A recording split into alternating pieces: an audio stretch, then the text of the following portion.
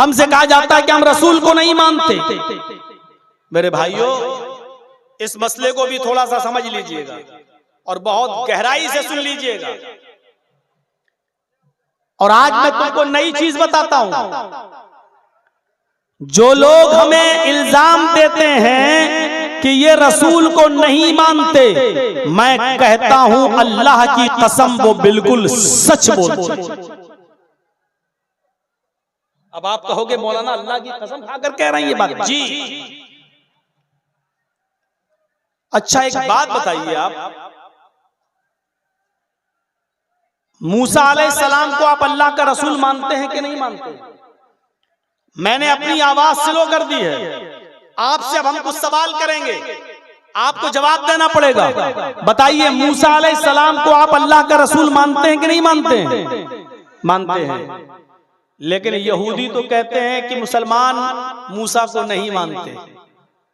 कहते कि नहीं कहते हैं? वो कहते हैं मूसा को हम ही मानते हैं। यहूदी कहते हैं कि मुसलमान मूसा को नहीं मानते। आपसे हम सवाल कर रहे हैं, आप ईसा अलैहिस्सलाम को मानते हो कि नहीं मानते हो? मानते हैं ना? हम और आप ईमानी पूरा नहीं होगा जब तक कि इनको हम नबी ना माने, रसूल ना माने। ईसा अलैहिस्सलाम को अल्लाह का रसूल मानते हैं कि नहीं मानते हैं? मानते हैं ना? लेकिन ईसाई तो कहते हैं कि मुसलमान ईसा को नहीं मानते। क्या करेंगे? ईसाई कहते हैं मुसलमान ईसा को नहीं मानते, यहूदी कहते हैं मुसलमान मूसा को नहीं मानते। वो अपनी जगह पर सही हैं। और हम जो कहते हैं कि हम मूसा को मानते हैं, ईसा को मानते हैं, हम भी अपनी जगह पर सही हैं। इसी तरीके से हमारे बहुत से भाई हमसे कहते हैं कि तुम अल्लाह के नबी को नहीं मानते, वो भी बिल्कुल सही। और हम कहते हैं कि हम अल्लाह के नबी को मानते हैं, हम भी अपनी जगह पर बिल्कुल सही। अब फर्क क्या है? मूसा अलैहिस्सलाम को यहूदी जिस तरह मूसा को नबी मानते हैं, उस तरह हम नहीं मानते। यहूदी उज़ैर को अल्लाह का बेटा मानते हैं, हम अल्लाह का बेटा नहीं मानते। ईसाई ईसा अलैहिस्सलाम को जिस तरह नबी मानते हैं और रसूल मानते हैं, उस तरह हम नहीं मानते, क्योंकि वो ईसा अलैहिस्सलाम को खुदा का बेटा भी मानते हैं और हम ईसा अलैहिस्सलाम को अल्लाह का बेटा नहीं मानते। तो वो भी अपनी जगह पर सही हैं और हम भी अपनी जगह पर सही हैं। हम ईसा को अल्लाह का कलमा मानते हैं, अल्लाह का बंदा मानते हैं, अल्लाह का रसूल मानते हैं। बगैर बाप के ईसा पैदा हुए ये मानते हैं। और ये भी मानते हैं कि ईसा अलैहिस्सलातु वस्सलाम को मौत नहीं आई, बल्कि उनको जिंदा आसमान पर उठा लिया गया है। हम ईसा को जिस तरह नबी और रसूल मानते हैं, ईसाई हमारे इस मानने को मानना नहीं मानते हैं। ईसाई हमारे इस तरह ईसा को नबी मानने को मानना नहीं मानते हैं। यहूदी हम जिस तरह मूसा को नबी मानते हैं, वो हमारे मानने को नबी का मानना नहीं मानते हैं। जिस तरह हम नबी मानते हैं, वो हमारे मानने को मानना मानते ही नहीं है। और जिस तरह वो मानते हैं, उस तरह हम नहीं मानते हैं। ईसा को अल्लाह का बेटा नहीं मानते हैं। इसी तरीके से आज हमारे मुसलमान भाई जो हमसे कहते हैं कि तुम अल्लाह के नबी को नहीं मानते, बिल्कुल सही कहते हो, क्योंकि जिस तरह तुम मानते हो उस तरह हम नहीं मानते। तुम कहते हो रसूल की सवारी आ जाती है, इधर अजान दी, अल्लाहु अकबर ला इलाहा इल्लल्लाह, वहां खड़े हो गए, अस्सलातु वस्सलामु अलैका या रसूल अल्लाह, अस्सलातु वस्सलामु अलैका या हबीब अल्लाह। हमने बहुत से लोगों से पूछा, कई लोगों से, साहब ये क्यों पढ़ते हो? तो उन्होंने कहा कि इसलिए पढ़ते हैं कि रसूल की सवारी आ जाती है, अल्लाह के रसूल तशरीफ लाते हैं। हम लोग खड़े होकर अदब के साथ सलाम पढ़ते हैं क्योंकि नबी अकरम तशरीफ लाते हैं। हमने कहा तब तो आप बड़े बदतमीज हुए। बोले क्यों?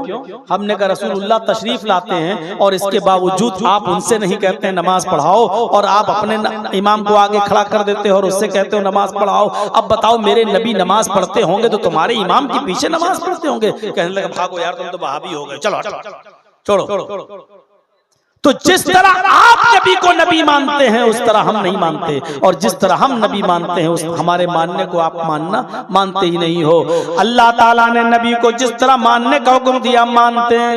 मोहम्मदुर रसूलुल्लाह सल्लल्लाहु अलैहि वसल्लम ने हमें जिस तरह बताया है उस तरह हम अल्लाह के रसूल को रसूल मानते हैं और नबी भी मानते हैं। हम ये जानते हैं कि अल्लाह के आखिरी पैगंबर है मोहम्मदुर रसूलुल्लाह, उनके बाद कोई दूसरा नबी इस दुनिया में नहीं आएगा। हम ये भी मानते हैं कि कयामत के दिन सारी दुनिया परेशान होगी, आदम के पास जाएंगे मेरी सिफारिश कर दो, आदम अलैहिस्सलाम कहेंगे मैं इस लायक नहीं हूँ, वो नूह अलैहिस्सलाम के पास जाएंगे हमारी सिफारिश कर दो, नूह अलैहिस्सलाम भी मना कर देंगे हम सिफारिश के लायक नहीं हैं। वो जकरिया यहया याकूब सबके पास जाएंगे और सारे नबी मना कर देंगे। वो मूसा और ईसा के पास भी जाएंगे, ये भी मना कर देंगे, और सारे नबी मिलकर कहेंगे मोहम्मदुर रसूलुल्लाह के पास जाओ।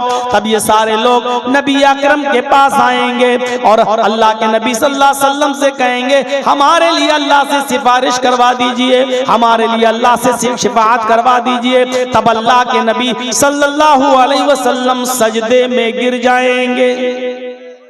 हदीस के अल्फाज सुनिए, अल्लाह के नबी सजदे में गिर जाएंगे, अल्लाह की हम्दो सना बयान करेंगे जितनी अल्लाह चाहेगा, जो अल्लाह उनके मुंह से निकलवाएगा वो निकालेंगे। उसके बाद आवाज आएगी गैब से, अल्लाह पुकारेगा, आवाज आएगी इरफा रासक, आए मोहम्मद सल्लल्लाहु अलैहि वसल्लम अपना सर उठाओ। अल्लाह के नबी सजदे से अपना सर उठाएंगे, अल्लाह कहेगा सल, आए नबी मांगो क्या मांगते हो, तो जो मांगोगे तुम्हें दिया जाएगा, जो मांगोगे तुम्हें नवाजा जाएगा। आए मोहम्मद सल्लल्लाहु अलैहि वसल्लम मांगो, अल्लाह को पुकारो, अल्लाह से मांगो क्या मांगते हो, सल तो जो मांगोगे तुम्हें दिया जाएगा। वशफी तो शफा, अगर सिफारिश करना चाहो तो सिफारिश भी करो, जिसकी शिफात करोगे कबूल की जाएगी। आप सिफारिश कीजिए, शिफात कबूल की जाएगी। अल्लाह के नबी फरमाते हैं उस वक्त मैं गुनाहगार उम्मतियों की सिफारिश करवाऊंगा, और मैं तो चाहूंगा कि सब बख्श दिए जाएं, लेकिन ये अल्लाह की मर्जी पर मौकूफ है। अल्लाह जितनों को चाहेगा बख्श देगा, अल्लाह जितनों को चाहेगा उनको बख्श देगा। तो अल्लाह ताला मेरी सिफारिश कबूल फरमाएगा। फरमाया अल्लाह के नबी सल्लल्लाहु अलैहि वसल्लम ने, इन्नी फरतुकुम अलल हौज, मैं हौज़े कौसर पर बैठा हूँगा, तुम्हारा मीरे कारवा हूँगा, तुम्हारे तो हौज़े कौसर पर बैठूंगा और तुम्हारा इंतजार करूंगा। वो हौज़े कौसर जिसका पानी बर्फ से ज्यादा ठंडा, बर्फ से ज्यादा ठंडा और शहद से ज्यादा मीठा और दूध से ज्यादा सफेद होगा, वो पानी होगा हौज़े कौसर। फरमाया मन शरिब लम यज़मा बादा, जो एक बार मेरे हाथ से पानी पी लेगा अर्शे महशर में, अरसे महशर में फिर उसको प्यास न लगेगी। मन शरिबा लम यज़मा अबदा, जो एक बार मेरे हाथ से पानी पी लेगा उसको 50,000 साल के उस दिन में, पूरे दिन में फिर प्यास नहीं लगेगी। लोग आते जाएंगे पानी पीते जाएंगे, लोग आते जाएंगे पानी पीते जाएंगे, लोग आते जाएंगे पानी पीते जाएंगे, मैं हर आने वाले को पानी पिलाता जाऊंगा। एक कौम आएगी, एक जमात आएगी, जब वो मेरे पास पानी पीने के लिए दौड़ कर आ रहे होंगे, तो युहालु बैनी व बैनहुम, तो फरिश्ते मेरे और उनके दरमियान एक दीवार खड़ी कर देंगे, एक ओट लगा देंगे, उनको मेरे करीब नहीं आने देंगे। मैं उन फरिश्तों से कहूंगा आने दो, इन्नहुम उम्मती, ये तो मेरे उम्मती हैं, मैं इनको आज़ाए वुजू की चमक से पहचान रहा हूँ, मैं इनको वुजू के आज़ा की चमक से पहचान रहा हूँ, ये मेरे उम्मती हैं, इनके आज़ाए वुजू चमक रहे हैं, इनको आने दो, इनको मेरे हाथ से पानी पीने दो। फरिश्ते फिर कहेंगे आए मोहम्मद सल्लल्लाहु अलैहि वसल्लम, ये आपके हाथ से पानी नहीं पी सकते हैं, आप इनको पानी नहीं पिला सकते हैं। फरमाएंगे अल्लाह के नबी क्यों? तब फरिश्ता कहेगा इन्नका ला तदरी मा अहदसू बअदक। ऐ अल्लाह के नबी, आपको नहीं मालूम आपके इस दुनिया से रुखसत हो जाने के बाद, आपके इस दुनिया से चले जाने के बाद, अल्लाह को प्यारे हो जाने के बाद इन लोगों ने दीन में नई नई बिदातें ईजाद कर रखी थी। इन लोगों ने दीन में नए नए काम ईजाद कर रखे थे। आपके दुनिया से रुखसत हो जाने के बाद इन्होंने दीन में नई नई खुराफातें ईजाद कर ली थी, नई नई चीजों को दीन समझ के करने लगे थे। तो सुनकर अल्लाह के नबी को गुस्सा आ जाएगा, आपका चेहरा सुर्ख हो जाएगा, आपकी आंखों में खून दौड़ जाएगा। ये लोग मेरे दीन को बदलने वाले हैं, कहा जाएगा। हाँ, तब अल्लाह के नबी फरमाएंगे सोहकन सोहकन लिमन गय्यरा दीनी, दूर कर दो इनको, दूर कर दो इनको मेरी आंखों के सामने से, इसलिए कि इन्होंने मेरे दीन को बदल दिया था, मेरे दीन को इन्होंने चेंज कर दिया था। ये मेरे हाथ से पानी नहीं पिएंगे, इनको दूर कर दो मेरी आंखों के सामने। ये कोई मामूली चीज है? जब चाहो दीन का नाम लेकर कोई काम करने लगो और कह दो कि दीन है। मेरे भाइयों, दीन वही माना जाएगा जो जनाब मोहम्मद रसूलुल्लाह ने दिया है। दीन ना तुम्हारे बाप का चलेगा, ना मेरे बाप का चलेगा। दीन चलेगा तो फातिमा के बाप का चलेगा, दीन चलेगा तो हसन और हुसैन के नाना का चलेगा। हमारे और आपके जरिए दीन जो ईजाद हुआ है, जो चल रहा है, दुनिया भर की खुराफातें उस दीन के अंदर हमने दाखिल कर दी हैं, वो दीन नहीं चलेगा। मेरे भाइयों, अल्लाह के नबी खाना बिस्मिल्लाह कहकर खाते थे, वही चलेगा। बिस्मिल्लाह व अला बरकतिल्लाह कहकर खाते थे, वही चलेगा।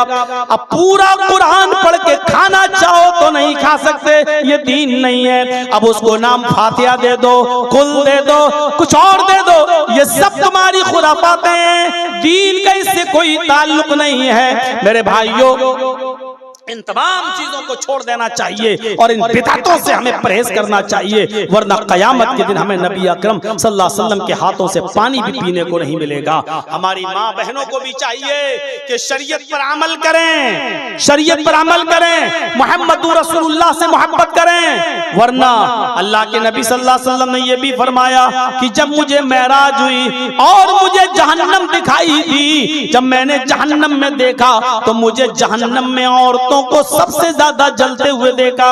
मेरी बहनों, औरतें जहन्नम में सबसे ज्यादा जलती हुई क्यों न दिखें? तू तड़ाक करने वाली औरत, शौहर की नाफरमानी करने वाली औरत, मेकअप करने वाली और मेकअप को भी बनाओ सिंगार को भी गैर मर्दों के लिए करने वाली औरत। मेरे भाइयों, फरमाया सहाबा ने, अय अल्लाह, सहाबियात ने पूछा, औरतों ने पूछा, कुलना व बिमा या रसूलल्लाह, अय अल्लाह के नबी, औरतें जहन्नम में सबसे ज्यादा क्यों जलती हुई दिखाई दी? औरतें क्यों गईं? तो फरमाया तकफुरन तुकसिरन लान व तकफुरन लाशीर, तुम लानो तान ज्यादा करती हो और अपने शौहरों की नाफरमानी, अपने पति की नाफरमानी ज्यादा करती हो। आजकल, कल भी मैंने एक तकरीर में कहा था और आज भी बता दूं मेरे भाइयों, अगर हमारी बहनें जान जाएं ये लिपस्टिक किन चीजों से बनती है, अगर लिपस्टिक को बनता हुआ देख लें तो कभी जिंदगी के अंदर लगाना गवारा नहीं करेंगे। ये लिपस्टिक इतनी गंदी गंदी चीजों से मिलकर बनती है और इस लिपस्टिक की हिफाजत के लिए कि कुछ दिन तक ये खराब ना हो, इसमें अल्कोहल डाला जाता है। अल्कोहल, बगैर अल्कोहल के लिपस्टिक टिकी नहीं सकती है। और आप देख लीजिए, किसी औरत की पुरानी लिपस्टिक को उठाइए, 2.5-3 साल पहले उन्होंने लिपस्टिक खरीदी हो, उस पुरानी लिपस्टिक का ढक्कन खोलकर आप उसको सूंघिए तो उसकी बदबू आप सूंघ नहीं पाएंगे। इस लिपस्टिक में तेजाब भी मिलाया जाता है, इसमें अल्कोहल भी मिलाया जाता है और फिर मुंह पर यहां लगाते वक्त ये जम जाए, बहने ना पाए, इसलिए ऐसी चर्बी की आमेजिश इसमें की जाती है जो होंठों पर लगाते ही जम जाए, इंसानी बॉडी पर वो पिघल ना सके। साइंटिस्ट ने सब कुछ करके देख लिया, भैंस की चर्बी इंसान के जिस्म पे रखी पिघल गई, गाय की चर्बी रखी पिघल गई, घोड़े की चर्बी रखी पिघल गई, हिरन की चर्बी रखी पिघल गई, ऊंट की चर्बी रखी पिघल गई। सिर्फ एक चर्बी ऐसी है जो इंसान की बॉडी पर रखी और नहीं पिघली, और वो चर्बी है सूअर की। और वो सूअर की चर्बी लिपस्टिक में मिलाई जाती है। मैं खिंजीर नहीं बोल रहा हूं, हो सकता है बहुत से लोग ना समझें। मैं पिग भी नहीं बोल रहा हूं कि हो सकता ना समझे, मैं सूअर बोल रहा हूं डायरेक्ट। और देखो कैसे लगाती हैं, लगाती जाएंगे और देखती जाएंगे कि फैल तो नहीं रही, चाटती भी जाती हैं। इन यहूदियों ने अपनी साजिशों में कामयाब हो गए हैं और इन्होंने हम मुसलमानों के घरों में भी लिपस्टिक पहुंचा दी है। और वो हिंदू घराने जो बहुत बड़े शाकाहारी बनते हैं, मीट को देख के राम राम राम का करते हैं, कोई भी राम राम राम राम, उनकी औरतें भी सूअर की चर्बी चाट रही हैं। सूअर की चर्बी है जो टिकी रहे, जो जम जाए, जो पिघले नहीं। कैसे गवारा, मेरी बहनों तुम कैसे गवारा कर लेती हो वो लिपस्टिक लगाकर जिसमें सूअर की चर्बी मिली हुई हो, और फिर उन्हीं होठों से तुम कुरान की तिलावत करो, उन्हीं होठों से तुम सुभान अल्लाह और अल्हम्दुलिल्लाह पढ़ो, अल्लाहू अकबर पढ़ो। कैसे तुम्हारे ज़मीर ये गवारा कर लेते हैं? शौहरों को खुश करने के लिए, अपने पति को खुश करने के लिए भी लिपस्टिक न लगाओ, क्योंकि इसमें हराम चीज मिली हुई है। सूअर की चर्बी को अगर थोड़ी देर के लिए मान भी लोगे नहीं तो कम से कम अल्कोहल तो मिला ही है, और अल्कोहल भी हराम है। मेरे भाइयों, जब तुम परफ्यूम अपने कपड़े पे नहीं डालते हो क्योंकि उसमें अल्कोहल होता है, जब ये मानते हो कि इसको डालकर नमाज नहीं होती है, तो मेरे भाइयों फिर अल्कोहल डली हुई लिपस्टिक लगाकर मेरी बहनों तुम नमाज कैसे पढ़ सकती हो? तो मेरी बहनों कुरान की तिलावत कैसे कर सकती हो? मुझे बताओ। और ये क्रीम और पाउडर जो चल रहा है ना आज, आयुर्वेदिक है तो चलो किसी हद तक ठीक है, यूनानी बना है तो ठीक है, लेकिन आजकल जो बिक रहे हैं, जो कॉस्मेटिक की दुकान पर ये क्रीम, ये पाउडर, जानते हो कैसे बनते हैं? इसमें जो लड़के और लड़कियां कॉलेज के पढ़ने वाले और गलत कदम उठा लिया, दोनों से कोई गलत हरकत हो गई और हमल ठहर गया। 1 हफ्ते का, 2 हफ्ते का, 4 हफ्ते का, 6 हफ्ते का जो हमल, उसको जो गिराया जाता है ऑपरेशन के जरिए, उसको जो इस्कात किया जाता है, हमल जो गिराया जाता है, उसमें इन मासूम बच्चों के लोथड़े शामिल होते हैं क्रीम और पाउडर के अंदर। आप देख लीजिएगा हॉस्पिटल में अगर आपके बच्चे को गिराया गया तो वो लेडी डॉक्टर कभी आपको वो चीज नहीं देगी, उसको नहीं, उसको पॉलीथिन में रख लिया जाता है और उसको बड़ी बड़ी फैक्ट्रियों में, जो पाउडर और क्रीम की फैक्ट्रियां हैं, उन फैक्ट्रियों के अंदर इसको पहुंचाया जाता है, इन चीजों को पहुंचाया जाता है, और इन मासूम बच्चों के लोथड़े उसमें शामिल होते हैं, तब जाकर क्रीम और पाउडर बनता है। 1885 के अंदर एक फिल्म बनी थी, 1885 के अंदर उसमें दिखाया गया बाकायदा, उसने तौबा की है, वो यहूदी था, उसने बताया कि हमारी फैक्ट्री है और इस फैक्ट्री को हम चलाते हैं, क्रीम और पाउडर कैसे बनाते हैं। बाद में वो इस्लाम लाया और इस्लाम लाने के बाद उसने तौबा भी की, और तौबा करने के बाद उसने उस फिल्म के अंदर दिखाया, उसने अपनी पुरानी एक हरकत दिखाई, उसने दिखाया कि 12 हफ्ते का 12 वीक्स 12 हफ्ते का एक बच्चा जिसमें जान डाल दी गई थी, अभी वो 12 हफ्ते का मतलब ये हुआ 3 महीने का, 3 साढ़े 3 4 महीने का बच्चा पेट में था और किसी वजह से उसको गिराना पड़ रहा था।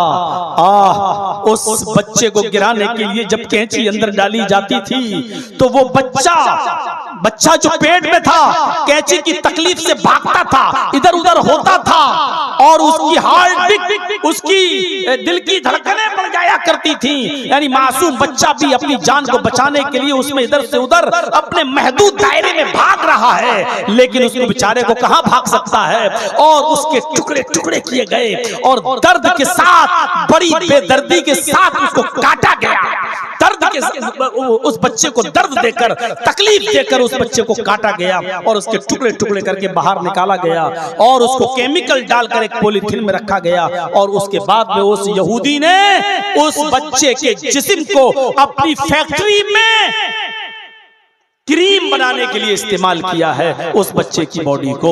मेरे प्यारे साथियों, बाद में वो इस्लाम लाया और तौबा किया और उसने ये फिल्म दिखाई कि हमसे ये गलती हुई है और उसने बताया कि इसमें डॉक्टरों की एक टीम काम करती है जो औरतें क्रीम लगाती हैं, पाउडर लगाती हैं। मेरे भाइयों, मेरी बहनों, इसमें उन मासूम बच्चों की बॉडी और उनके लोथड़े शामिल है। अहमद पितुष्परी में धामृतस्य जगरब अहम सूर्यवाजनी। अहमद पिता समान है, बाप की तरह है। सबसे पहले उन्होंने कुर्बानी दी और अल्लाह से, ईश्वर से कहा मुझे सूरज की तरह बना दे, मुझे सूरज की तरह चमका दे, मुझे पूरी दुनिया के लिए सूर्य बना दे। यानी जैसे सूरज की रोशनी सबको पहुंचती है, ऐसी मेरी रोशनी भी सबको पहुंचा दे, मेरा इल्म, मेरी तालीम भी सबको पहुंचा दे, हर घर तक इस्लाम पहुंच जाए। ये अहमद नाम भी आया है। वो अनल माही, तीसरा नाम माही, यमहुल्लाहु बिल कुफ्र। माही का मतलब मिटाने वाला। अल्लाह के नबी फरमाते अल्लाह मेरे जरिए कुफ्र को मिटाएगा। यमहुल्लाहु बिल कुफ्र, अल्लाह मेरे जरिए कुफ्र को मिटाएगा, गुनाहों को मिटाने वाला। ये भी मेरा नाम है माही। ये नाम भी वेदों में आया है। तथस्तु शंभल गिरा में सोत स्वाजी उजात मंगलाचार्य बहुला पापिता विवज्जता। तथस्तु शंभल गिरा में सोत स्वाजी उजात। शंभल गिराम में अंतिम ऋषि आएगा, आखिरी नबी शंभल गिराम में आएगा। शंभल गिराम, ये मुरादाबाद वाला संभल मत समझ लेना। शंभल, संस्कृत में शंभल के माना होते हैं शांत और गिराम मानी गांव। तो क्या मतलब होगा? शंभल गिराम, शांति वाला गांव। अरबी में शांति वाले गांव को अगर ट्रांसलेट करोगे तो क्या करोगे? अल बलदिल अमीन। अल बलद मानी शहर और अमीन मानी अमन वाला। अब शंभल गिराम शांति वाला गांव, और अरबी में कहना हो तो क्या कहोगे?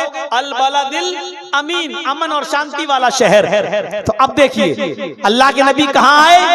अल बलदिल अमीन में आए। कहाँ आए? मक्के में आए। तो वेदों ने क्या कहा है? आखिरी नबी मोहम्मद कहाँ आएंगे? शंभल गिराम में आएंगे, शांति वाले गांव में आएंगे, यानी अल बलदिल अमीन में मक्के में आएंगे। मोहम्मद रसूलुल्लाह कहाँ आए? मक्के में।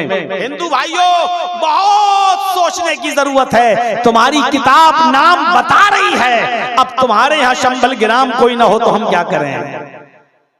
सूरज रोशनी दे रहा है, चमगादड़ ही अंधा हो जाए ना दिखे तो इसमें सूरज का क्या कसूर है? तुम्हारी किताबें तुम्हें रोशनी दे रही हैं, उन किताबों की रोशनी में तुम्हें ना दिखाई दे तो इसमें किताबों का क्या कसूर है? शंभल गिराम में आएंगे, सोत स्वाजी उजात है, लोगों को ऊंची जगह पर खड़े होकर स्पीच देंगे, सुनाएंगे, अच्छी बातें बताएंगे।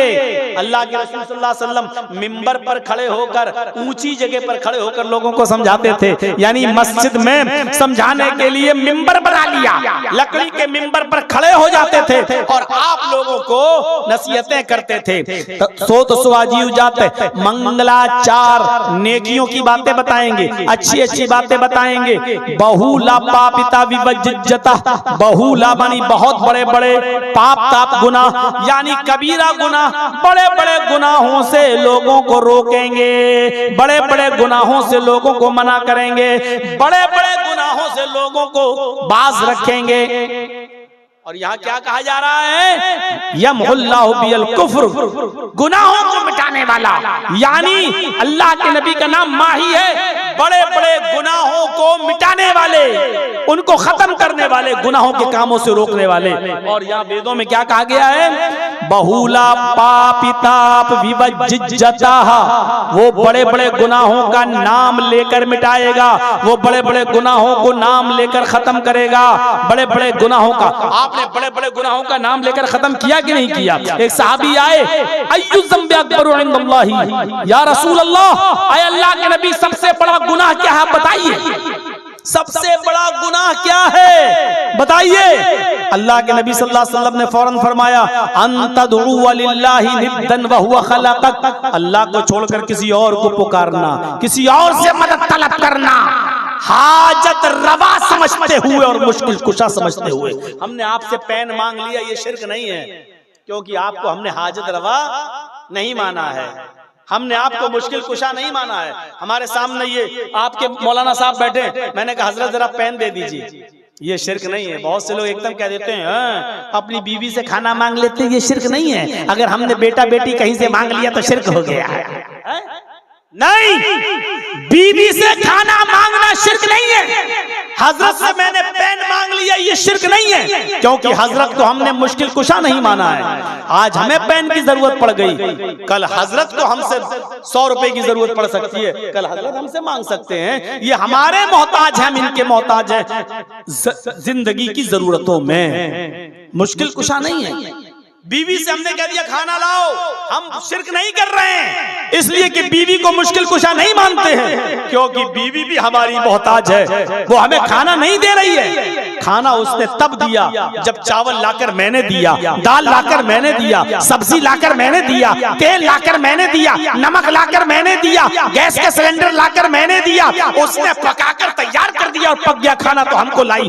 हम उसके मोहताज है, वो हमारी मोहताज है, इसलिए ये शिर्क नहीं है। लेकिन जब हम किसी से बेटा बेटी मांगते हैं, किसी के दर पर जाते हैं, तो हम उसको अपना मोहताज नहीं मानते हैं, बल्कि उसको हम मुश्किल कुशा मानते हैं, उसको हम हाजत रवा मानते हैं, और उसको हम औलाद देने वाला मानते हैं। और ये कहते, ये नहीं मानते कि ये भी मेरा मोहताज है, ये भी मेरा मोहताज है, जबकि हकीकत में वही हमारा मोहताज है, हम उसके मोहताज नहीं हैं, क्योंकि अब वो कब्र में दफन है। हम उसके लिए दुआ करेंगे कि अल्लाह इस मरने वाले की बख्श दे, अल्लाह इसकी मग़फ़िरत फरमा, अल्लाह इस पर अपना रहम फरमा। इसलिए दुनिया में जितने भी बड़े बड़े बुजुर्गों के नाम हैं, लाइए कोई एक नाम, उनके नाम के आगे अगर आप रहमतुल्लाह अलैह न लेते हो तो बताइए, आप कोई एक नाम ले लीजिए। बड़े से बड़े पीर का नाम क्या है?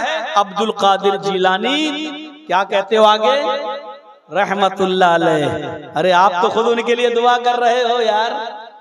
रहमतुल्लाह अलैह का मतलब क्या? अल्लाह की रहमत हो उन पर, अरे अल्लाह तेरी रहमत हो उन पर। इसका मतलब यह है कि वो तुम्हारी दुआओं के मोहताज हैं, तो जो हमारी दुआओं का मोहताज है वो हमें क्या देगा? समझ गए ना? इतनी मोटी सी बात समझ में नहीं आती है। ख्वाजा मोइनुद्दीन चिश्ती अजमेरी रहमतुल्लाह अलैह बहुत बड़े बुजुर्ग हैं, बुजुर्गी के हम इनकार नहीं कर रहे हैं, लेकिन उसके नाम के आगे क्या है? रहमतुल्लाह अलैह। अल्लाह की रहमत हो इनके ऊपर। मेरे भाइयों, अल्लाह के नबी बड़े बड़े गुनाहों का नाम ले लेकर मिटा रहे हैं। अंतदु लिल्लाहि निद्दन व हुवा खलक़क। फिर कुरान पढ़िए, फिर कुरान पढ़िए मेरे भाइयों। इस तरीके से अल्लाह रब्बुल आलमीन ने उन झूठे माबूदाने बातिला को रगड़ा है कि आप दंग रह जाएंगे। वल्लज़ीना तदऊन मिन दूनिही मा यमलिकून मिन क़ित्मीर।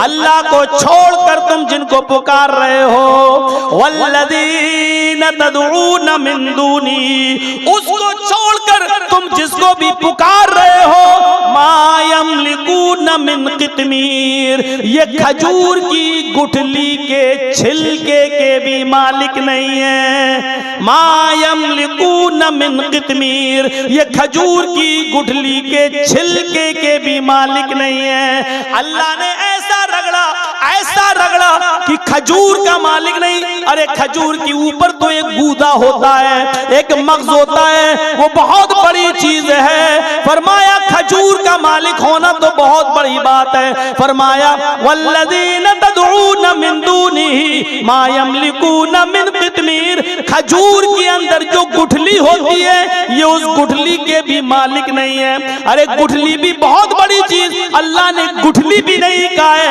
इसलिए कि गुठली को पीस कर तो भूसा बनाया जा सकता है, उसको तो जानवर के खिलाने के काम आता है, उससे भी तो फायदा हासिल किया जाता है। अरे गुठली के भी नहीं, गुठली के ऊपर हल्का सा परत होता है, हल्का सा छिलका होता है, आप नाखून मारेंगे तब वो निकलेगा। फरमाया ये उस छिलके के भी मालिक नहीं है। तदऊन मिन दूनिही मा यमलिकून मिन क़ितमीर। खजूर को छोड़ो, खजूर की गुठली भी छोड़ दो, खजूर की गुठली के छिलके के भी मालिक नहीं है। ऐसी जगह पहुंचा दिया अल्लाह रब्बुल आलमीन ने, ऐसी जगह पहुंचाया, इन्नल्लज़ीना तदऊन मिन दूनिल्लाही लन यख़्लुक़ू ज़ुबाबा। अल्लाह को छोड़कर तुम जिनको पुकारते हो ये सब मिल जाएं, वलविज्तमऊ लहू, सब मिल जाएं। अल्लाह को छोड़कर तुम जिनको पुकारते हो ये एक मक्खी भी पैदा करने की ताकत नहीं रखते। वलविज्तमऊ, सबकी सब जमा हो जाएं, कश्मीर से कन्याकुमारी तक, बरेली से बगदाद तक, पूरी दुनिया के सारे इकट्ठे हो जाएं, ये सब मिल जाएं तो एक मक्खी भी पैदा करने की ताकत नहीं रखते। अरे मक्खी पैदा करना तो दूर, मक्खी थोड़ी सी कोई चीज इनसे लेकर चली जाए, मिठाई से कुछ थोड़ा सा रस, थोड़ा सा शीरा चूस ले, थोड़ा सा शक्कर का एक दाना, चीनी का एक दाना ले जाए, अल्लाह कहता है व इन यस्लुबहुमुज़्ज़ुबाबु शैअन ला यस्तनक़िज़ुहु मिनहु। तो ये उस मक्खी को पकड़कर जो चीज वो छीन कर ले गई, ये उससे वो चीज वापस लेने की भी ताकत नहीं रखते, वापस भी नहीं ले सकते।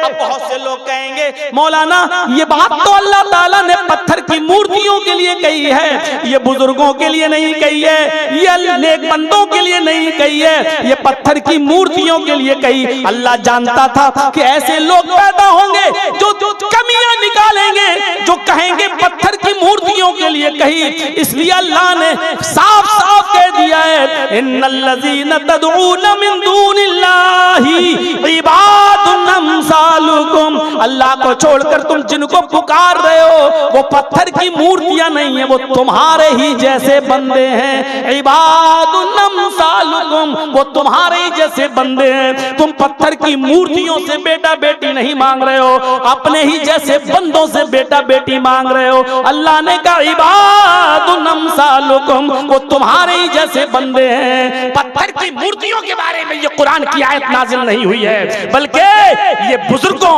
बंदों ही के लिए हुई है। अल्लाह को सब कुछ मंजूर है लेकिन शिर्क बर्दाश्त नहीं है, शिर्क मंजूर नहीं है। No compromise.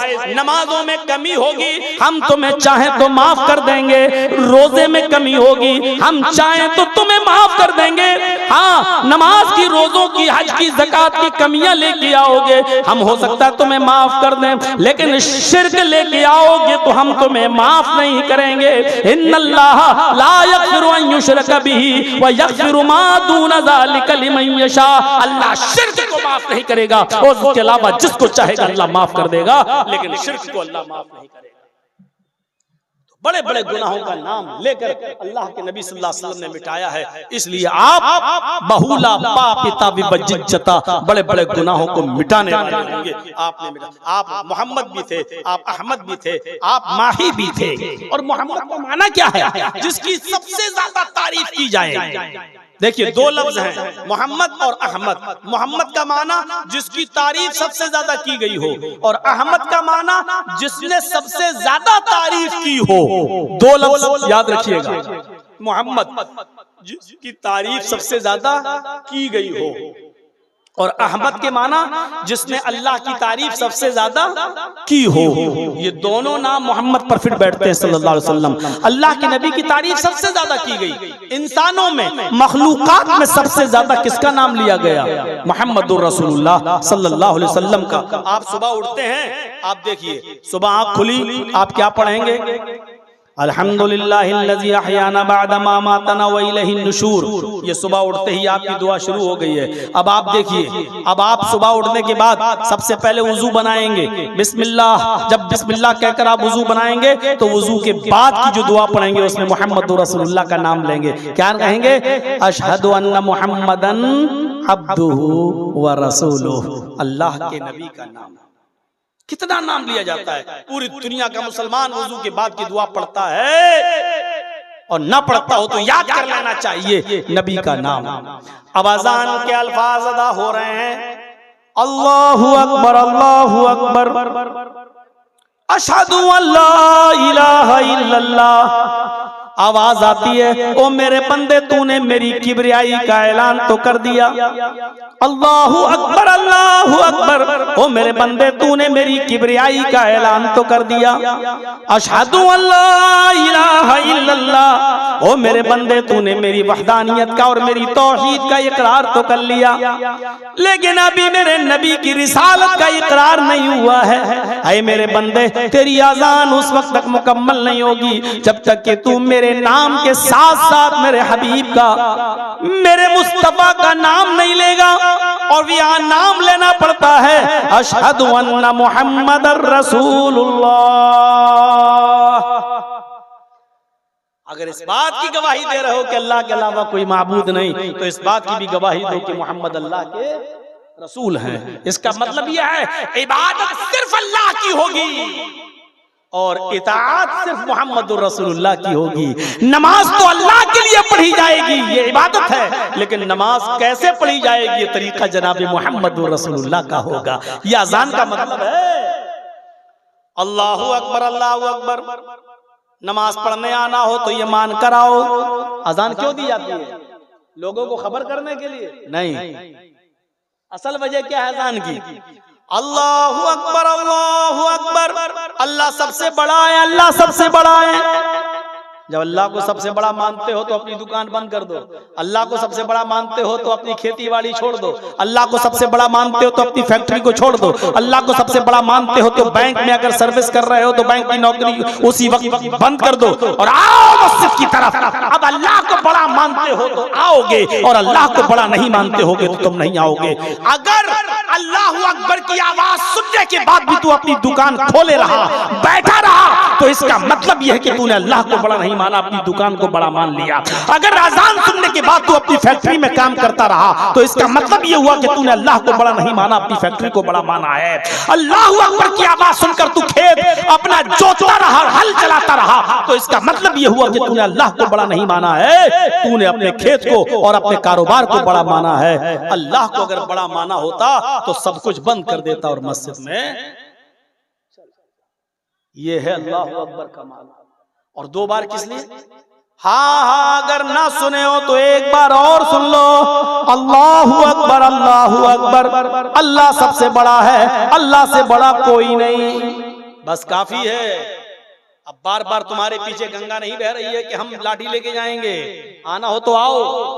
अब दुकान बंद कर दी, ठीक, फैक्ट्री बंद कर दी, ऑफिस छोड़ दिया, मस्जिद में आ गए। अब मस्जिद में आ रहे हो, खड़े भी होगे, रुकू भी करोगे, सजदा भी करोगे, नमाज पढ़ोगे, तो अब ये इबादत के बारे में भी सुन लो। दुकान, फैक्ट्री, ऑफिस तो बंद कर दिए और चले आए, लेकिन अब इबादत हो अगर अल्लाह के लिए करने आए हो, अशहदु अल्ला इलाहा इल्लल्लाह, ये इबादत अल्लाह के लिए होनी चाहिए, इसलिए कि अल्लाह के अलावा कोई माबूद नहीं। अब इसलिए नमाज पढ़ने आए हो।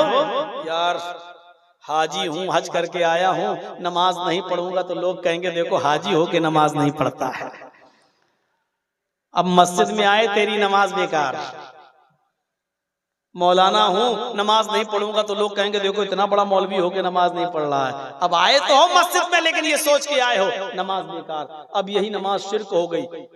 लो मौलाना कितनी चीजें शिर्क हैं। हाँ, क्योंकि अब आप गांव वालों के लिए नमाज पढ़ रहे हो, मोहल्ले वालों के डर से नमाज पढ़ रहे हो। और अल्लाह के रसूल ने फरमाया मन सल्ला युराई फक़द अशरक, जिसने दूसरों को दिखाने के लिए इबादत की, दूसरों को दिखाने के लिए नमाज पढ़ी, उसने शिर्क। अब यही नमाज शिर्क हो गई, क्योंकि अब अल्लाह के लिए रुकू नहीं हो रहा है, अल्लाह के लिए सजदा नहीं हो रहा है, अल्लाह के लिए क़याम नहीं हो रहा है। अब तो इस डर से आए हो कि लोग क्या कहेंगे। एक टाइम की नमाज भी पढ़ी तो अब लोगों के लिए नहीं। अशहदु अल्ला इलाहा इल्लल्लाह, अगर अल्लाह को माबूद मानते हो तो इबादत अल्लाह के लिए करने आओ, ठीक है। अब मस्जिद में आ गए, इबादत अल्लाह के लिए करने आए जी, तो अब इबादत कैसे की जाएगी? एक रकात में कितने रुकू किए जाएंगे, कितने सजदे किए जाएंगे, ज़ुहर में कितनी रकात पढ़ी जाएगी, कितनी बार सुभान रब्बियल अज़ीम, सुभान रब्बियल आला पढ़ा जाएगा। अब तुम आ तो गए हो मस्जिद के अंदर नमाज पढ़ने के लिए, आ तो रहे हो, तो याद रखना यहाँ तुम्हारा तरीका नहीं चलेगा, मौलवी जर्जीस का नहीं चलेगा, फला का नहीं चलेगा, फला का नहीं चलेगा।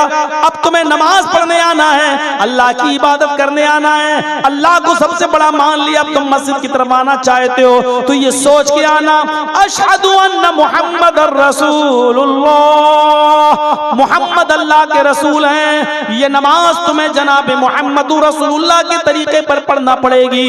ज़ोहर की 4 रकात फर्ज है, अगर 5 पढ़ोगे तो गुनाहगार होगे, 3 पढ़ोगे तो गुनाहगार होगे। असर की 4 रकात फर्ज है, अगर 5 पढ़ोगे तो गुनाहगार होगे, 3 पढ़ोगे तो गुनाहगार होगे। मगरिब की 3 रकात फर्ज है, अगर 4 जानबूझकर पढ़ोगे तो गुनाहगार होगे, और 2 पढ़ लोगे जानबूझकर तब भी गुनाहगार होगे। फजर की बड़ी इंपॉर्टेंट नमाज है, सबसे बड़ी अहमियत रखती है, लेकिन उसकी 2 ही रकातें फर्ज हैं। अगर 3 पढ़ोगे तो गुनाहगार हो जाओगे, और 1 पढ़ के सलाम फेर लोगे तब भी गुनाहगार हो जाओगे। इसलिए कि अब ये नमाज तुम्हें अपने मनमानी तरीके पर नहीं पढ़ना है, फला फला मौलवी और कठमुल्लाओं के तरीके पर नहीं पढ़ना है। ये नमाज तुम्हें जनाब मुहम्मद रसूलुल्लाह के तरीके पर पढ़ना है। हाँ, ये 3 चीजें अगर तुम मानते हो, 3 चीजें, अल्लाह को बड़ा मानते हो तो दुकानें बंद करो, अल्लाह के लिए इबादत करना चाहते हो तो दुकानें बंद करके आओ, मुहम्मद रसूलुल्लाह के तरीके पर नमाज पढ़ना चाहते हो, ये 3 चीजें अगर तुमने मान ली, अब कहा जा रहा है हय्या अलस्सलाह, तो अब आओ नमाज के लिए। नमाज के लिए तीसरे नंबर पे नहीं, चौथे नंबर पे कहा जा रहा है। आप कहेंगे नमाज अजान नमाज के लिए होती, अगर अजान नमाज के लिए होती तो यही कहा जाता हय्या अलस्सलाह, आओ नमाज के लिए, लेकिन ये नहीं कहा जा रहा है। पहले क्या कहा जा रहा है?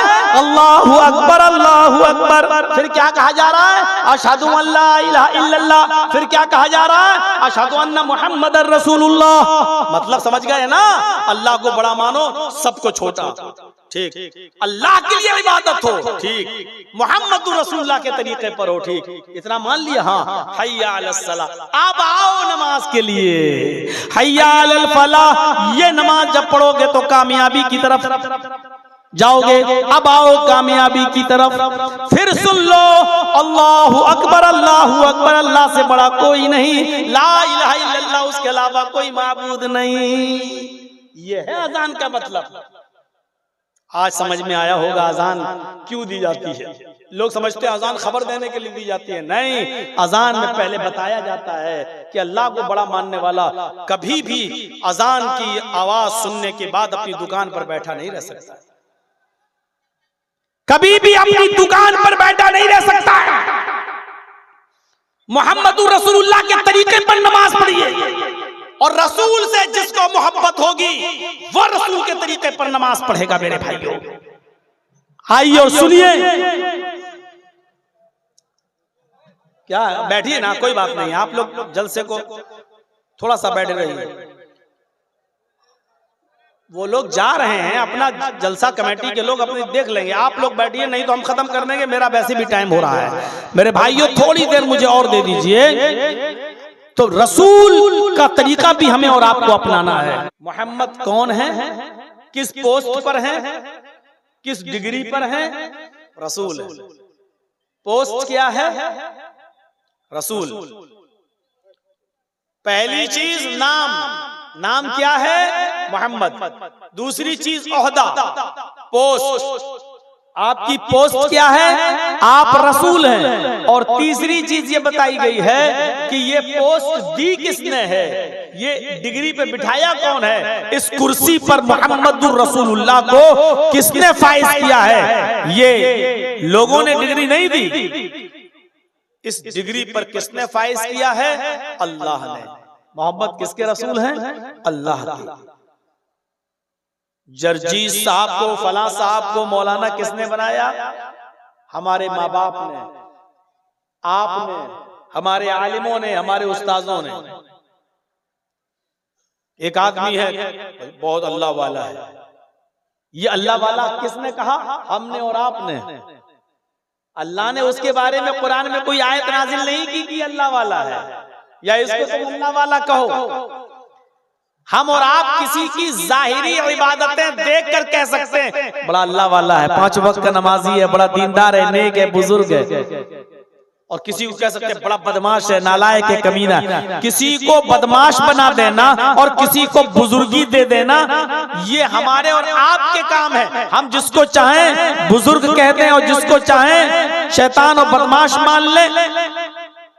तो असल बुजुर्ग वो नहीं है जिसको हम और आप बना रहे हैं। असल बुजुर्ग वो है जिसको अल्लाह बुजुर्ग बनाए। हम और आप जिसको बुजुर्ग बनाते हैं वो गुनाहों से पाक और मासूम अनिल खता नहीं होता, उससे गलती हो सकती है, लेकिन अल्लाह जिसको बुजुर्ग बनाता है उससे गलती नहीं हो सकती है। इसलिए मोहम्मदुर रसूलुल्लाह मासूम अनिल खता है, यानी आपसे गलती नहीं, मुमकिन ही नहीं। क्यों? क्योंकि अल्लाह ने बुजुर्ग बनाया है। अल्लाह उसको बुजुर्ग बना ही नहीं सकता जिससे गलती हो। अल्लाह उसी को बुजुर्ग बनाएगा जो मासूम अनिल खता हो। जर्जीस को आपने मौलाना कह दिया, जर्जीस से गलती हो सकती है क्योंकि जर्जीस को अल्लाह ने बुजुर्ग नहीं बनाया, आपने माना है मेरे भाइयों। लेकिन अल्लाह जिसको बुजुर्ग बनाता है उससे गलती नहीं हो सकती है। इंसान जब इंसान को पढ़ाता है तो पढ़ाने वाला भी भूल सकता है। आज से 4 साल पहले सन 19 में 2019 में मैं यहाँ आया था, आज 2024 में मैं यहाँ आ रहा हूँ। 2024 में 2019 में मैंने आपको क्या पढ़ाया था, मैंने आपके सामने क्या बातें रखी थी, मैंने क्या तकरीर की थी, मुझे याद नहीं है। और आपने 2019 को क्या सुना था आज से 4-5 साल पहले, आपको भी याद नहीं होगा कि मौलाना साहब क्या बोले थे, कितनी बातें बोली थी। इंसान जब इंसान को पढ़ाता है तो पढ़ाने वाला भी भूल सकता है और जिसको पढ़ाया गया वो भी भूल सकता है। लेकिन अल्लाह जब किसी को पढ़ाता है तो अल्लाह तो भूल ही नहीं सकता, और जिसको पढ़ा रहा है अल्लाह का पढ़ाया हुआ सबक वो भी नहीं भूल सकता। और अल्लाह ने किसको पढ़ाया?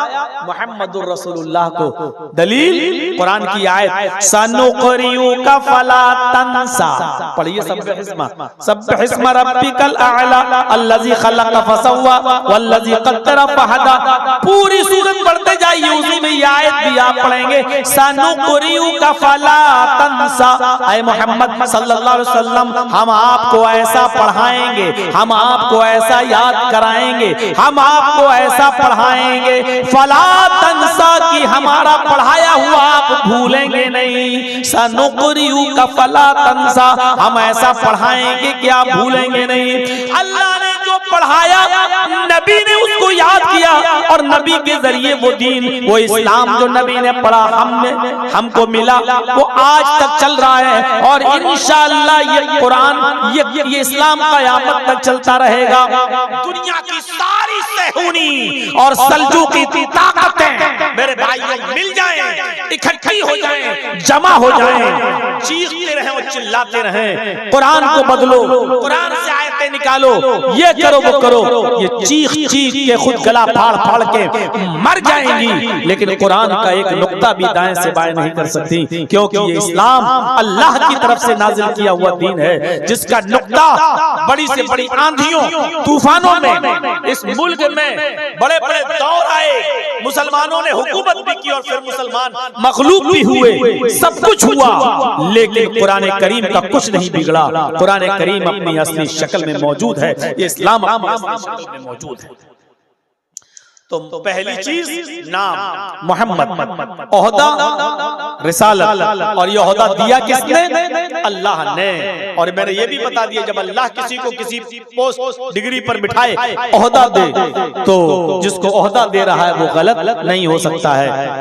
नाम, एक हदीस में अल्लाह के नबी ने अपने कई नाम बताए हैं। वान जुबैर इब्न मुतइम रज़ियल्लाहु तआला अन्हु क़ाल समिअतु रसूलल्लाह सल्लल्लाहु अलैहि वसल्लम यक़ूल इन्ना ली अस्माअन अना मुहम्मदुन व अना अहमदु व अनल माही यमहुल्लाहु बियल कुफ्र व अनल हाशिर युहशरुन नासु अला क़दमय यौमल क़ियामह व अनल आक़िब वल आक़िबुल लज़ी लैसा बअदहु नबिय्युन। रवाहु मुस्लिम फी किताबिल फ़ज़ाइल। यह हदीस इमाम मुस्लिम रहमतुल्लाह अलैह ने नकल की है मुस्लिम शरीफ की हदीस से किताबुल फज़ाइल के अंदर।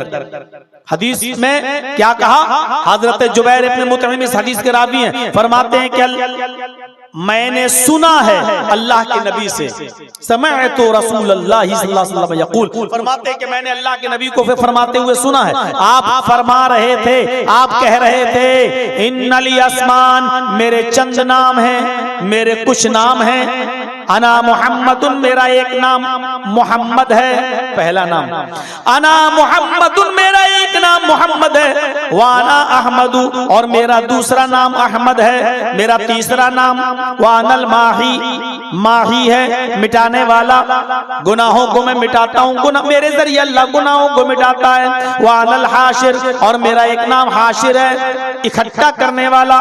कयामत के दिन सारे के सारे लोग मेरे कदमों तले मेरे झंडे के पास इकट्ठे किए जाएंगे, जमा किए जाएंगे। वानल आकिब, और मेरा पांचवा नाम आकिब है, और आकिब कहते हैं बाद में आने वाला, वल आकिबुल लज़ी लैसा बअदहु नबियुन, और आकिब कहते हैं उसको जिसके बाद कोई नबी ना आए।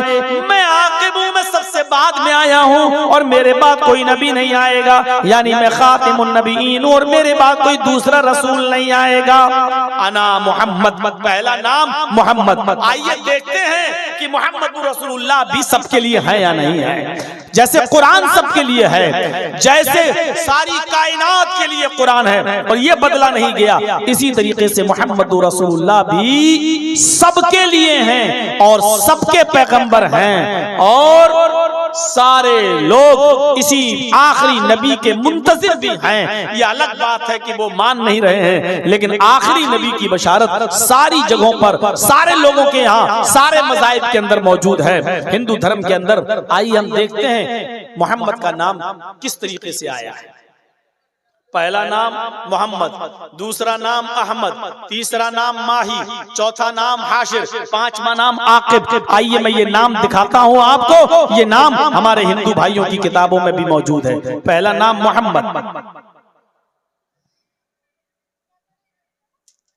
अज्ञान हेतु किरत, अज्ञान हेतु किरत, मोह मदांधिकारम नाशम विधायम हि तदोदयते विवेका। स्पष्ट शब्दों में मोहम्मद, अज्ञान हेतु किरत, मोह मदांधिकारम। मैंने इसीलिए चैनल वालों को मना किया है, क्योंकि यूट्यूब चैनल वाले ही केस करवाते हैं और यही जेलों में डलवाते हैं। इसलिए मैं सिर्फ अपना चैनल अब लेके चलता हूँ सारे चैनलों को। ये तो बेचारे बहुत ज्यादा गिलगाने लगे, कहने लगे सूरजापुरी चैनल है, गारंटी देता हूँ कि ऐसी उल्टी सीधी कोई चीज नहीं डालेंगे। तो मैंने कह दिया चलो बना लो, लेकिन आज के बाद नहीं, परमिशन नहीं है। अभी तक तो मैं ही गिरफ्तार था, अब देखिए एक और मौलाना को गिरफ्तार कर लिया, सलमान अजहरी साहब। ये सब होगा। अब ये चैनल वाले कमा रहे हैं पैसा और मौलवी लोग जेलों में जा रहे हैं, क्योंकि ये थंबल उल्टे सीधे बनाते हैं। उनकी तकरीर जूनागढ़ में इन चैनल वालों ही ने देना शुरू कर दिया, यूट्यूब वालों ने। क्या बोले, चैनल वालों के तो मकान बन गए, जेल में चले गए बेचारे मौलाना। हमारी तो छोड़िए, हमने तो अब ससुराल मान लिया जेल को। हमारी तो छोड़िए, हम तो जाने कितनी बार जा चुके हैं, कितनी बार हम निकल चुके हैं। और जब कोई पुलिस वाला हथकड़ी डालता, आप लोगों ने टीवी पे भी देखा होगा, 10 साल की सजा यहाँ सुनाई जा रही है और हथकड़ी डाल रही पुलिस और लेके जा रही है 10 साल की सजा, और हम हंस रहे हैं टीवी पे। कितना दिखाया चैनल वालों ने, आज तक, जी न्यूज और दूसरे भड़ुए चैनलों ने, बिके हुए चैनल वालों ने मोदी की डाली हुई हड्डियों पे पलने वाले चैनलों कैसे दिखाया। देखो कितना बेशरम मौलवी है, 10 साल की सजा फिर भी हंस रहा है। अच्छा, अगर रो देते, एक आंसू भी निकल आता तो क्या कहते, यही भड़ुए चैनल, इनको भड़ुआ कहो, यही सही शब्द है। क्या कहते हैं ये भड़ुए चैनल वाले, मालूम है? देखा 10 साल की सजा सुनते ही हेकड़ी निकल गई। भौंकने वाला मौलवी देखो कैसे गिड़गिड़ाने लगा, हमें मालूम था कि मैं बेकसूर हूं, तो ये 10 साल की सजा है कि हाई कोर्ट में जाएगा, केस खत्म हो जाएगा, हमें मालूम था। मैं हंस रहा हूं, इधर 10 साल की सजा, उधर मैं हंस रहा हूं। लोग जो हमसे मिलने आते थे कहे मौलाना यार तुम्हारा कलेजा कितना बड़ा है, 10 साल की सजा हो रही तुम हंस रहे हो। मैंने कहा कुछ नहीं होगा, हाई कोर्ट में आने तो दीजिए, मेरी फाइल जज के सामने आएगी, जिस दिन आएगी उसी दिन इंशाअल्लाह हमारा केस खत्म होगा, क्योंकि हमें मालूम है कि हम बेकसूर हैं। वो तो बनारस की वजह से मोदी वहां चुनाव लड़ता है, इसकी वजह से हम तो वहां का जज के ऊपर दबाव बन गया कि नहीं इसको सजा दो। जब आसा राम जेल में रह सकता है, राम रहीम जेल में रह सकता है, तो एक मौलवी क्यों नहीं? ये दबाव बनाया गया उसके ऊपर, और जब दबाव बन गया तो हमको पहले ही मालूम हो गया कि यहाँ से हमको राहत नहीं मिलेगी। हमको 2 घंटा पहले पता चल गया था आज हमको 10 साल की सजा होने वाली है। लोगों ने कहा भी था कि भाग जाओ, मैंने कहा नहीं, भागना हल नहीं है। भागेंगे घर वालों को परेशान करेंगे, ये लोग सबको परेशान करेंगे, नोटिस देंगे। और यूपी में तो बुलडोजर राज है, हो सकता है घर पे बुलडोजर चलवा दें। हमने कहा भागना हल नहीं है, मुकाबला करेंगे, फेस करेंगे। हम कोई ऐसे वैसे मौलवी थोड़ी है कि देश छोड़ के भाग जाएं। और देखिए निकले, फिर मंत्र पढ़ रहे हैं, फिर पढ़ रहे हैं, क्योंकि कोई आज तक इधर उधर के केस तो लाद दिया, लेकिन आज तक किसी हिंदू पंडित की जुर्रत नहीं हुई कि मेरे किसी मंत्र पर केस किया हो कि ये मंत्र गलत है। आज तक 20 साल से मैंने वेदों को पढ़ा, मंत्रों को पढ़ा, लेकिन आज तक किसी पंडित की, किसी हिंदू भाई की ये हिम्मत नहीं हुई कि किसी ने ये केस किया हो कि मौलाना ने हमारी किताब में ऐसा ऐसा लिखा, ये पढ़ दिया गलत है, इस पर केस करो। ये साबित नहीं कर पाए आज तक, ना वो केस कर पाए इस पर। इसके खिलाफ बोले, उसके खिलाफ बोले, करो 50 केस कर दो, देश के खिलाफ नहीं बोलना चाहिए। अल्हम्दुलिल्लाह ये देश हमारा है, हम इस देश के खिलाफ क्यों बोलेंगे? अरे अंग्रेजों के गुलाम तो तुम थे, देश की आजादी में तुम घरों में छिपे हुए थे। आजादी तो हमने दिलवाई है, अंग्रेजों से लड़े हम, हमारे उलमा शहीद हुए। आज भी चले जाइए इंडिया गेट पर, जितने लोगों के नाम आज भी शहीदों के नाम इंडिया गेट पर लिखे हुए हैं, उन 95,000 नामों में 65,000 सिर्फ मुसलमानों के नाम, 65,000 सिर्फ मुसलमानों के नाम है। मेरे भाइयों, ये देश हमारा है, ये मुल्क हमारा है। इस मुल्क के खिलाफ हम क्यों बोलेंगे? हाँ, नेताओं के खिलाफ बोल सकते हैं, योगी और मोदी के खिलाफ बोल सकते हैं। ये मुल्क नहीं है, ये व्यक्ति हैं, ये इंसान हैं। इंसानों के खिलाफ बोला जा सकता है, उनकी गलत नीतियों के खिलाफ बोला जा सकता है, लेकिन देश के खिलाफ नहीं बोला जा सकता, और देश के खिलाफ बोलना भी नहीं चाहिए। तो मेरे भाइयों, अब आप व्यक्तिगत तौर पर केस कर दो अलग बात है, लेकिन जैसे ही मेरा मामला हाई कोर्ट में आया, जज ने फाइल देखते ही कहा, अरे ये तो 1 घंटा भी जेल में रहने के लायक नहीं है, इसको 5 महीने से जेल में रखे हो, इमीडिएटली रिलीज, फौरन इसको छोड़ा जाए, फौरन छोड़ा जाए। ये आदमी तो 1 मिनट के लिए भी, 1 घंटे के लिए भी जेल में रहने के लायक नहीं। ये ऑर्डर में लिखा है 1 घंटे के लिए भी जेल में रहने के लायक। अल्लाह मदद करता है। तो मेरे भाइयों, बात थोड़ी सी आगे निकल गई। अब चैनल वाले बेचारे थंबल देते हैं। अभी हम जो बोले हैं, अब ये मोदी का जो नाम निकला है ना, अब ये चैनल वाले क्या करते हैं, मोदी का फोटो बना के मेरा फोटो, मौलाना जर्जीस ने चैलेंज किया मोदी को, मौलाना जर्जीस ने ललकारा मोदी को, इस तरीके की हरकतें करते हैं। अब वो जज पूरी तकरीर तो सुनता नहीं, देखता है, हाँ यार मोदी के साथ तो है, वो तो माइंड सेट करते हैं बस। और इन चैनल वालों का यही बदमाशी, यही हरामी बना रहा है, वरना मेरे ऊपर कोई केस नहीं था। इसलिए मैंने कसम खा ली, इन चैनल वालों को अब कहीं आने नहीं देंगे। अपने मकान बना रहे हो, हमारी माँ बाप को रुला रहे हो, हमें जेल में भिजवा रहे हो। तो मेरे भाइयों, पहला नाम मोहम्मद, और वही शब्द अज्ञान हेतु किरत मोह मदांधिकारम नाशम, बिल्कुल साफ शब्दों में। और किसी हिंदू भाई को एतराज हो तो जाओ कोर्ट में किस्मत आजमा लेना केस करके। मोह मदाएंगे, अंधेरे को नाश कर देंगे, मोह मदांधिकारम नाशम, मोहम्मद आएंगे अंधेरे को नाश कर देंगे। यानी इस दुनिया में जो अंधेरा होगा, जो पाप होंगे, जो गुनाहों के काम होंगे, उन गुनाहों के कामों को खत्म करने के लिए, उन गुनाहों को मिटाने के लिए, इस जुल्मत और तारीकी और अंधेरे को खत्म करने के लिए मोहम्मदुर रसूलुल्लाह आएंगे। अज्ञान हेतु कीरत मोहम्मद मोहम्मद आएंगे, अंधिकारम नाशम, अंधेरे को नाश करेंगे। बिल्कुल हूबहू यही नाम वेद में आ गया। अच्छा, अगर यहाँ मोहम्मद से मुराद मोहम्मद नहीं है तो मुझे कोई हिंदू पंडित तर्जमा करके बताए मोहम्मद का तर्जमा क्या करोगे?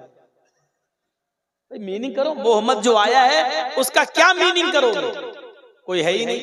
मोह के माना कुछ है ही नहीं, और मोह मद अलग अलग करके पढ़ोगे तो दो लफ्ज बनते, मोह मद। मोह मानी लालच और मद मानी शराब, उसी से बना है मदिरा। मोह मानी लालच और मद मानी शराब। लालच और शराब, अब तर्जमा करो, मोह मद, लालच और शराब, ना अंधकारम नाशम, अंधेरे को नाश करेंगे। तो शराब और लालच कभी अंधेरे को नाश करते हैं क्या?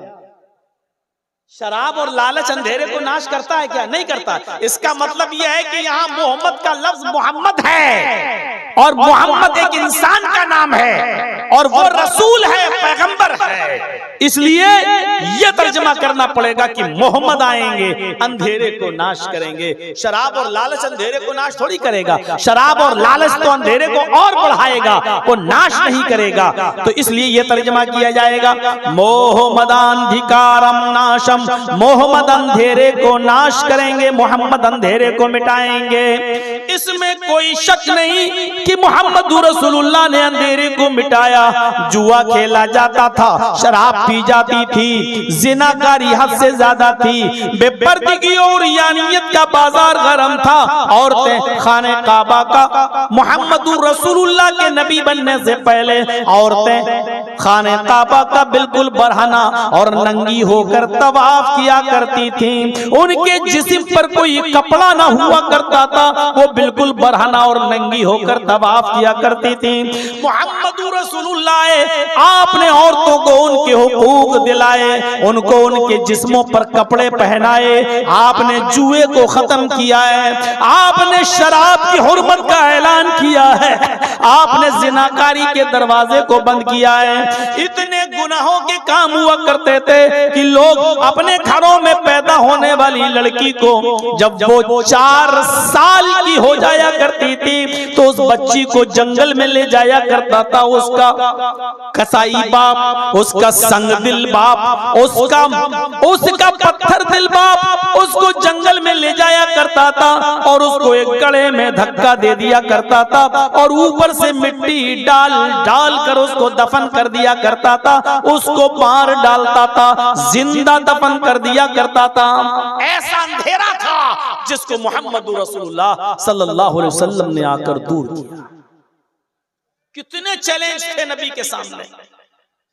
हम तो हजारों मदरसे होने के बावजूद, हजारों मौलवी होने के बावजूद, हर जुमे को खुतबा होने के बावजूद, इतने जलसे होने के बावजूद अपने समाज से, अपने मुआशरे से सिर्फ जहेज की एक बुराई खत्म नहीं कर पा रहे हैं, एक लानत तक खत्म नहीं कर पा रहे हैं जहेज की। आज किसी एक लड़की का निकाह, उसकी शादी बगैर जहेज के नहीं होती है। थोड़ा बहुत ही सही, चाहे एक बाइक ही देना पड़े, एक मोटरसाइकिल ही देना पड़े, लेकिन देना पड़े।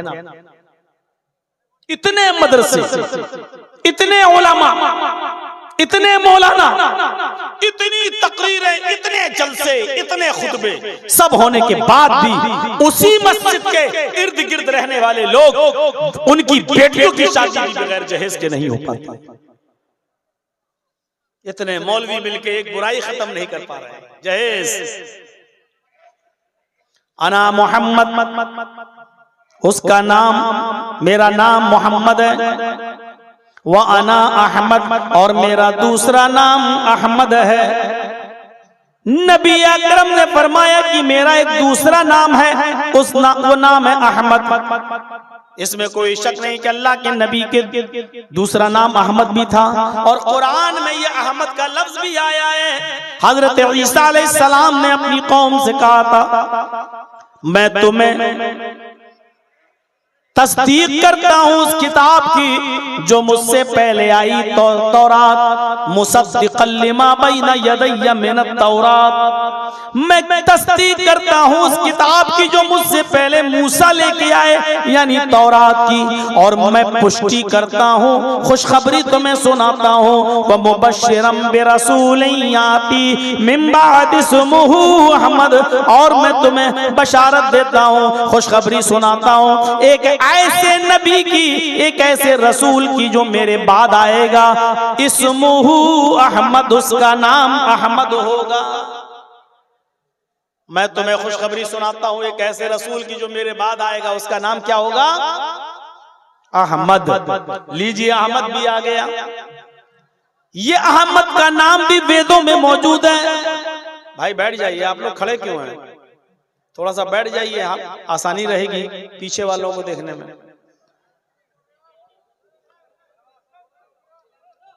थोड़ा सा सहूलत पैदा करिए, लोगों के लिए आसानी पैदा कीजिए। देखिए, मैं इतनी आसान भाषा में बोल रहा हूं, एक बात को कई कई बार बोलता हूं ताकि आप समझ जाएं। मैं बंबई और दिल्ली में नहीं बोल रहा हूं। मुझे मालूम है कि आप लोग बंगला बोलते हैं और हिंदी आप लोग समझते हैं, लेकिन बहुत थोड़ी थोड़ी, तो हम बहुत आसान भाषा में आपको समझा रहे हैं। कोशिश भी कर रहे हैं कि आपके जहन में, माइंड में, आपके दिमाग में मैं अपनी बात उतार सकूं।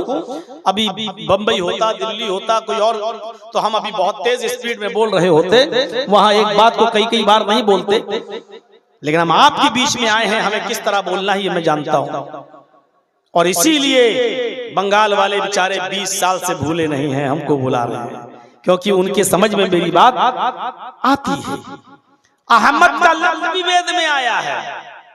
अहमद पितुष्परी में धामिर्तस्य जगरब अहम सूर्यवाजनी, ये भी वेदों में मंत्र मौजूद है। अहमद पितुष्परी में धामर्तस्य जगरब, अहमद ने सबसे पहले कुर्बानी दी। मेधामिर्तस्य जगरब, अहमद पितुष्परी मेधामिर्तस्य जगरब। अहमद पिता समान है, अहमद पिता समान है, बाप जैसे हैं, बाप है नहीं का, बाप जैसे हैं। जैसे बाप अपनी औलाद को उनकी गलतियों पर डांटता भी है और समझाता भी है, उसी तरीके से मोहम्मदुर रसूलुल्लाह भी तुम्हें डांटेंगे भी और समझाएंगे भी। अहमद पितुष्परी, पिता समान है। मेधामिर्तस्य जगरब, उन्होंने सबसे पहले कुर्बानी दी, यानी अपना इलाका, अपना शहर, अपना वतन छोड़ा। वही सबसे पहले मक्के से मदीने की तरफ हिजरत की है। कुर्बानी का मतलब उन्होंने अपने माँ बाप की, उन्होंने अपने रिलेटिव्स की, उन्होंने अपने शहर की, उन्होंने अपने साथियों की कुर्बानी दी। अपने शहर को, अपनी बस्ती को छोड़ दिया।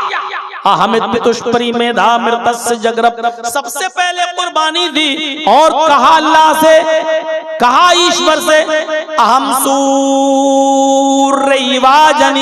हाय हमारे प्रभु, हाय हमारे रब, हाय हमारे ईश्वर, हाय हमारे रब, हाय हमारे दाता, हमको संपूर्ण जगत के लिए सूरज बना दे, हमको सूर्य की तरह रोशन कर दे, हमको सूरज की तरह चमका दे। अल्लाह ने मोहम्मद रसूलुल्लाह को सूरज की तरह चमका दिया। चमकाने का मतलब समझ रहे हैं? जैसे सूरज निकलता है, उसकी रोशनी सबके घरों में जाती है, रात के अंधेरे को मिटा देता है और सूरज सबको रोशन कर देता है। इसी तरीके से मोहम्मदुर रसूलुल्लाह ने अपने इल्म से सबको रोशन कर दिया, अपने इल्म से सबको चमका दिया, यानी मोहम्मदुर रसूलुल्लाह सबके लिए नबी बनकर पहुंच गए, नबी बनकर आए। अहम सूर्यवाजनी, हाय अल्लाह हमको सूरज की तरह बना दे। जैसे सूरज सबको रोशनी देता है, ऐसी हमसे भी सबको रोशनी दे दे, यानी हमारे जरिए भी सबको इल्म पहुंचा। अल्लाह ने मोहम्मदुर रसूलुल्लाह को सिराज मुनीर भी कह दिया। सिराज मुनीर भी कह दिया, नहीं चमकता हुआ सूरज, रोशन सूरज भी कह दिया।